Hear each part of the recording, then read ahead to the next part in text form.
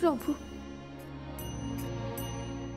যে গুরু দায়িত্ব তুমি আমাকে অর্পণ করেছিলে তা পালন করতে আমি সক্ষম হচ্ছি তো প্রভু। মর্তবাসীদের হৃদয় অটুট ভক্তি ও বিশ্বাস জাগাতে পারছি তো আমি। হে করুণাময়ী, তোমার স্পর্শে মর্তলোক ধন্য হচ্ছে।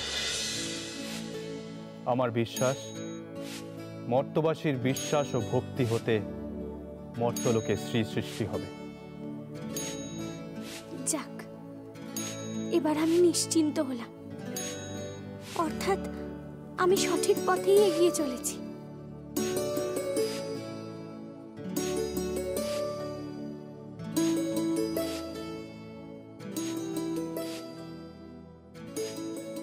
কিন্তু এই সাফল্য যথেষ্ট নয় দেবী। ঘরে ঘরে তোমার ব্রত কথা প্রচারের জন্য তোমাকে বারংবার মর্তে যেতে হবে। মর্তবাসীর জীবন যাপনও করতে হতে পারে তোমাকে। এই ত্যাগের জন্য তুমি প্রস্তুত তো?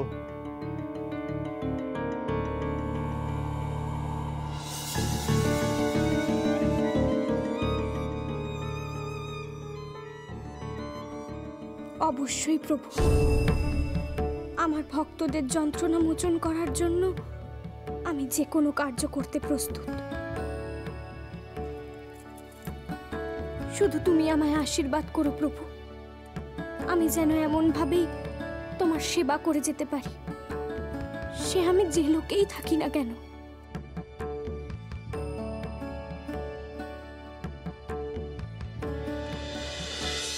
তথাস্তু দেবী, তোমার ইচ্ছাই পূর্ণ হবে। আমি ধন্য প্রভু।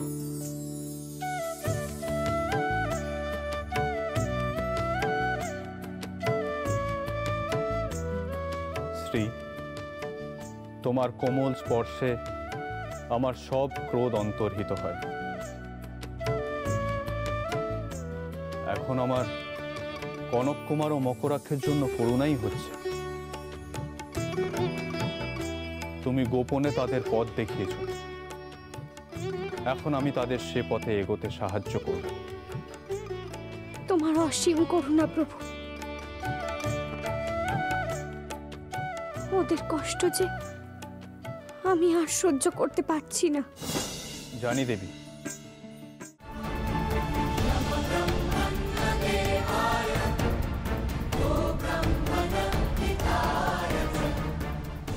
এমন অদ্ভুত ঘটনা কি করে ঘটলো বাবা?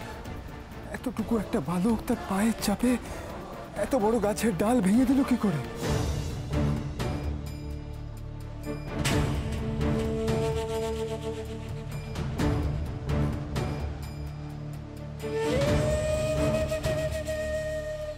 কে তুমি?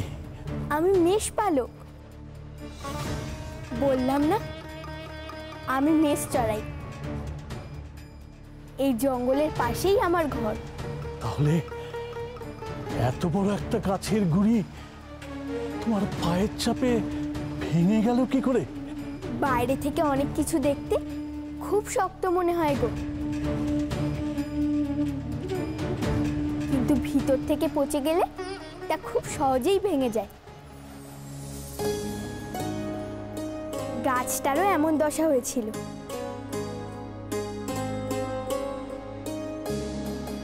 দেখতে বিশাল, কিন্তু ভিতরে ভিতরে পচন ধরেছিল।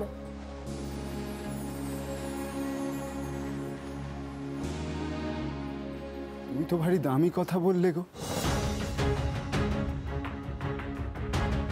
বাবা। বাবা, এভাবে তো কখনো ভাবিনি আমরা।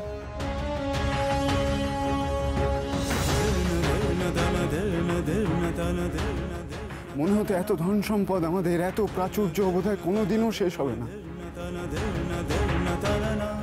এই অহংকার আসলে ভিতরে ভিতরে আমাদের পচিয়ে দিয়েছে।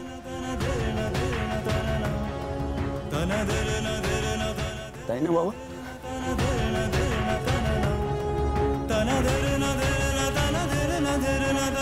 নারায়ণ নারায়ণ।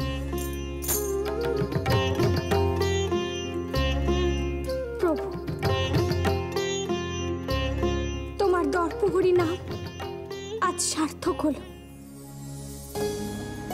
তোমার সান্নিধ্যে আজ কনক কুমারের সব দর্প নাশ হলো প্রভু।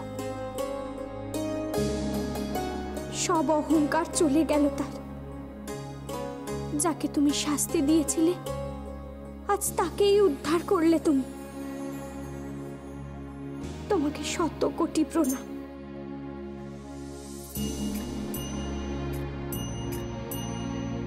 হরিহরায় নমো কৃষ্ণ, যাদুবায় নমো, যাদুবায় মাধবায় কেশবায় নমো। হরিহরায় নমো কৃষ্ণ, যাদুবায় নমো, যাদুবায় মাধবায় কেশবায় নমো। জয় মাধব, জয় প্রভু। প্রভু, আপনার স্পর্শে জগতের কল্যাণ হোক, মঙ্গল হোক, সকলের মঙ্গল হোক।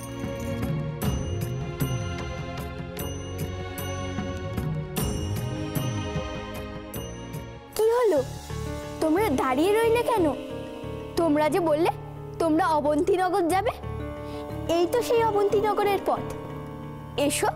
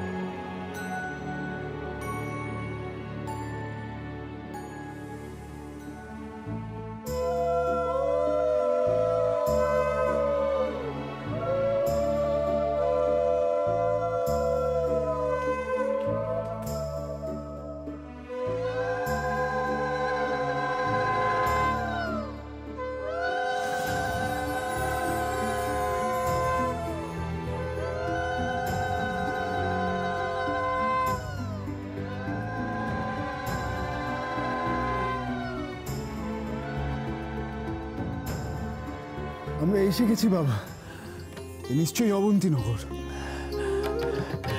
এই জনপদে পা দিয়েই বেশ বোঝা যাচ্ছে। চারিদিকে কি অদ্ভুত শান্তি, কোনো হাহাকার নেই, কোলাহল নেই। অদ্ভুত শান্তি, অদ্ভুত শান্তি। যে পথ আমরা এতদিন ধরে খুঁজছি, সেই অবন্তীনগরের পথে এত সহজে পৌঁছে গেলাম কি করে?